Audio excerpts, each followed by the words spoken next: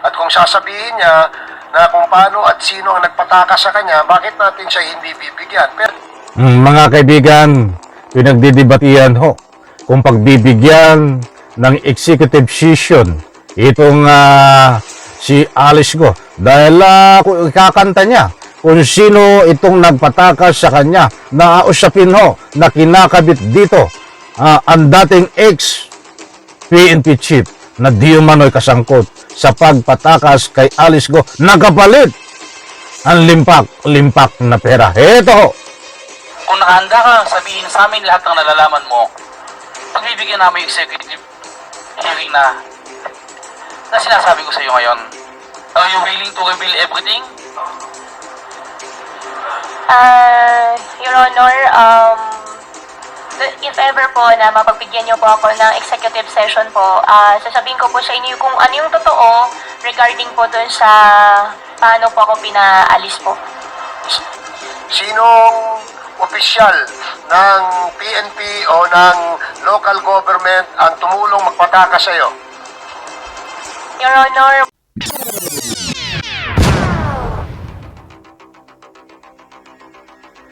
Alright, welcome back to my YouTube channel. I'm Andy's Vlog. Ito, latest update. Mga kaibigan, gusto kong ibahagi sa inyo itong kumalat na bulgar pasabog na isang dating ex-PNP general na dating PNP chief sangkot di umano dito sa pagtakas ni dating mayor ng Banban Tarlac na si Alice Go na involved ang napakalaking limpak na pera kasangkot itong mga tauhan ng immigration. Mga kaibigan, huwag kayong alis sa puntong ito.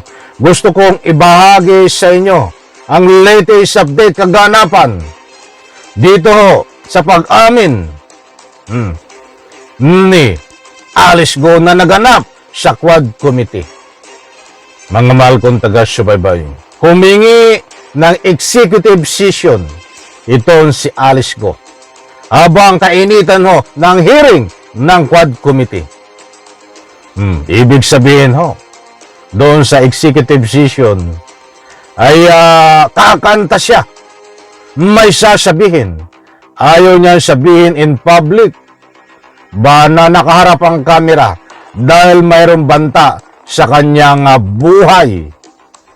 Mga kaibigan, ano ang mangyayari dito? Dahil sa usapin ho, nabanggit dito, sa ika nga po ay paghingi niya ng executive session ay itong katanungan, sino itong ex-general, ex-PNP chief ng Republika ng Pilipinas. Nabanggit ho yan sa usapin na wala pa sa executive session.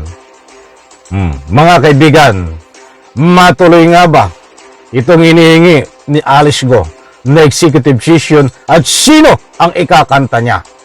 Para sa lubos yung pangunawa, mga mahal kong taga-subaybay, eto, ibabahagi ko po sa inyo ang mainit-init pa na latest update tungkol dito kung sino ang ex-PNP chief na ito na tumanggap ng sandamakmak milyones na pera na suhol upang mapatakas itong si Alice Go.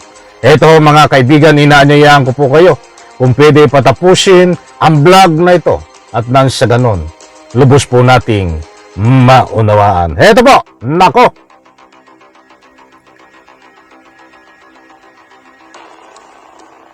Discuss in this Quadcom. So, for the meantime, I yield back to Congressman Emeng. Thank you, Mr. Chair. So, Mayor Alice, nagbago isip mo? Your Honor, regarding naman po dun sa na-mention niyo po kanina sa akin, sasabihin ko lang po kung ano pa yung totoo at sana po if ever po, paniwalaan niyo rin po ako. Ang sinasabi ng mga kasama ko dito sa Quadcom, kung Yan mga kaibigan, ang boses ni dating Mayor Alice Go na usapin ng executive session, tinatanong ho ng isang congressman na magaling din tong congressman, si Congressman Imin. Eto po. Executive session tayo para lang dun sa nagbabanta sa buhay mo, hindi ka na namin pagbibigyan. Pero if you're willing to reveal everything, kung nakahanda ka sabihin sa amin lahat ng nalalaman mo, pagbibigyan namin yung executive hearing na sinasabi ko sa iyo ngayon. Are you willing to reveal everything? Your Honor, if ever po na mapagbigyan niyo po ako ng executive session po, sasabihin ko po sa inyo kung ano yung totoo regarding po dun sa paano po ako pinaalis po. So yun pala, so it's not all about death threat only lahat yan. Maliwanag po mga kaibigan, humihingi ng executive session itong dating Mayor Alice Go upang isiwalat, ikanta kung paano siya nakaalis, kung sino ang nagpatakas sa kanya. Mga mahal kong taga-subaybay, nako, ito ho ang matutuklasan nyo. Kaya nga sabi ko sa inyo patapusin ho. Ito at nang sa ganon, lubos po nating maunawaan, panoorin, unawain. Your Honor, Mr. Chair, okay lang po kausapin ko po ulit yung lawyer ko po. Mr. Cheo, excuse me. You can talk to your lawyer now. Mr. Cheo, kung willing naman siyang sabihin, pati kung paano siyang umalis abay, ba't di natin pagbigyan? So, malinaw naman na hindi lang naman tungkol dun sa death threat ang sasabihin niya sa atin. Kung sasabihin niya, yung tungkol doon sa paano pumasok, nag-operate yung illegal pogos dito sa atin, at kung sasabihin niya na kung paano at sino ang nagpatakas sa kanya, bakit natin siya hindi bibigyan? Pero kung ang sasabihin lang niya ay tungkol lang sa kanyang personal safety, hindi ho pwedeng pagbigyan ng komite yan. And I made that... Mga kaibigan, pinagdidebatihan ho kung pagbibigyan ng executive session itong si Alice Go dahil kakanta niya kung sino itong nagpatakas sa kanya, na usapin ho na kinakabit dito ang dating ex-PNP chief na di umano'y kasangkot sa pagpatakas kay Alice Go, nakapalit ang limpak na pera. Ito ho. Clear earlier, Your Honor. So, ngayon, alam naman ng lawyer niya, narinig naman ng lawyer niya. I guess we should first wait kung ano yung advice ng lawyer sa kanya bago natin pag-usapan kung ano yung ibibigay natin sa kanya. Okay, Mr. Chairman, may I Kasi- request for a 1-minute suspension? Ayan na, nagkaroon ng 1-minute suspension. Excuse me, Mr. Chair. Actually, sinasabi sa atin ngayon ni Mayor Alice na sasabihin niya sa atin pati kung paano siya nakalabas ng bansa. Okay, So, sir. this means na pati yung mga kasabwat, pati yung mga tumulong sa kanya paano nakalabas ng Pilipinas, she's willing to reveal. Mr. Chair, ano ang willing mong sabihin sa committee ito, Miss Alice? Mr. Chair, I'm willing to tell the truth. Basta paniwalaan niyo lang po ako at huwag niyo lang po isipin na nagsisinungaling po ako. Sasabihin ko naman po lahat ng totoo po sa inyo sa executive session po. Truth saan? Saan truth? Truth saan? Kung sa paano po ako pinaalis at saka po dun sa tinanong po ni Kong Emeng po kanina. Ayun mga kaibigan, kapag nagkaroon ng executive session at pinayagan siya, ay sasabihin niya kung paano siya nakaalis, kung sino ang nagpatakas sa kanya. Nako po, ito ang matutuklasan natin, kaabang-abang. Nako. Mr. Chair, ang ano po yung question po na alam ko pong sagutin, sasagutin ko po lahat.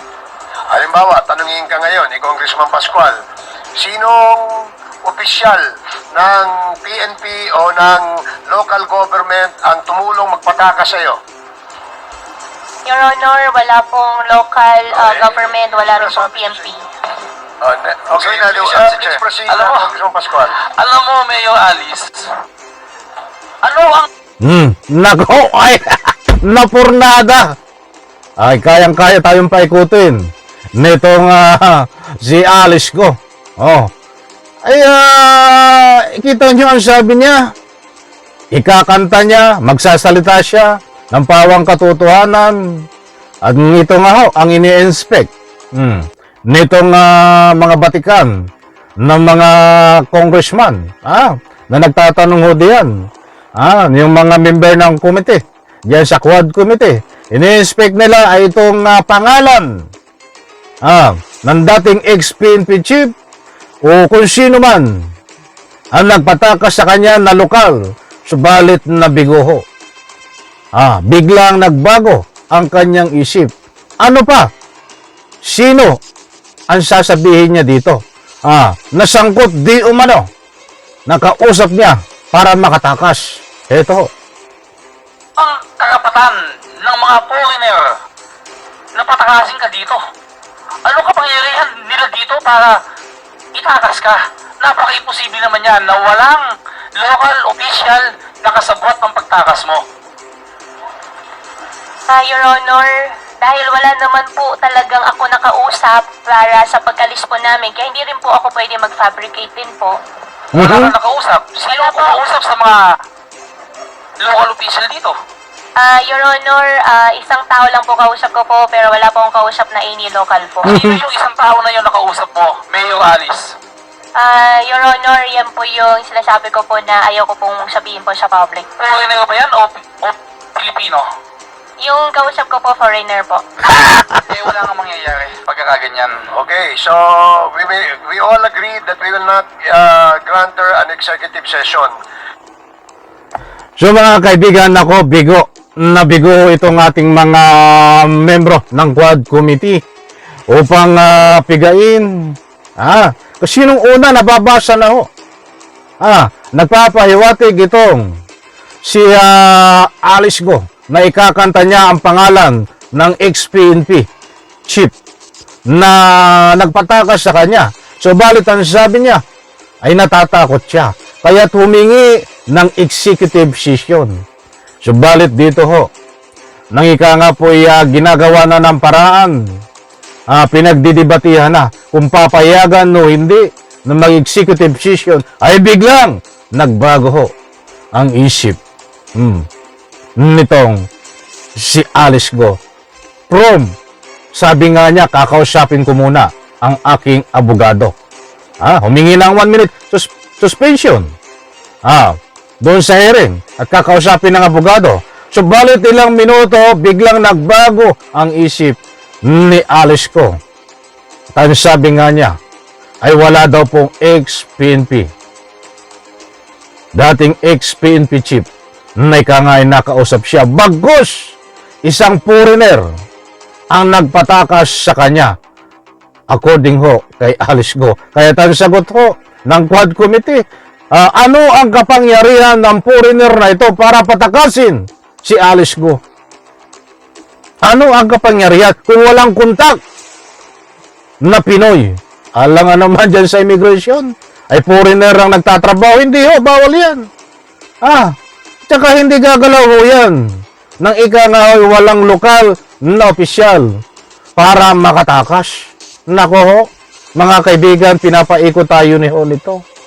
Ay from the start ho ito, wala pa sinabing totoo. Kahit nga ang fingerprints na matibay na ebidensya na siya ay isang pure Chinese, ay tinatanggi niya rin pa. Walang itong inamin. Mga kaibigan, dahil ito ay isang sindikato na malaki. Well-trained ho ito sa kalukuhan. Mga mahal kong taga-subaybay.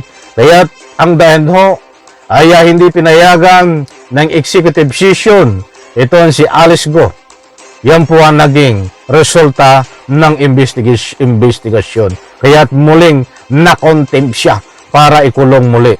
Diyan siya. Ika nga po ay kongreso at pinag-usapan kung ano ang mga dapat galawan nito si Alice Go. So maliwanag po mga kaibigan. Ang sabi nga niya nung una natatakot siya, kaya ayaw niyang i-reveal kung sino ang nagpatakas sa kanya. Ilang minuto humingi ng payo sa abogado. Subalit biglang nagbago ang isip, mga mahal kong taga-subaybay. Nako, so abangan po natin kung ano pa ang latest update dito. At nagkaroon na po ng masusing investigasyon ang CIDG. Kung wala man nung involved dito na ex-PNP chief, nalabas po ang buong katotohanan. At least, nagkaroon po ng magandang result ang investigasyon. At kung mayroon man no, dapat parusahan. Dapat parusahan at managot itong dating ex-PNP chief nito. Ang importanteng malaga, imbestigahan, masuri, at nang sa ganon, lumabas ang buong katotohanan, mga mahal kong taga-subaybay, at huwag na po tayong umasa dito na aminin kung ano man ang dapat aminin na buong katotohanan nito si Alice Go. Maraming salamat, pagpalain po tayo lahat.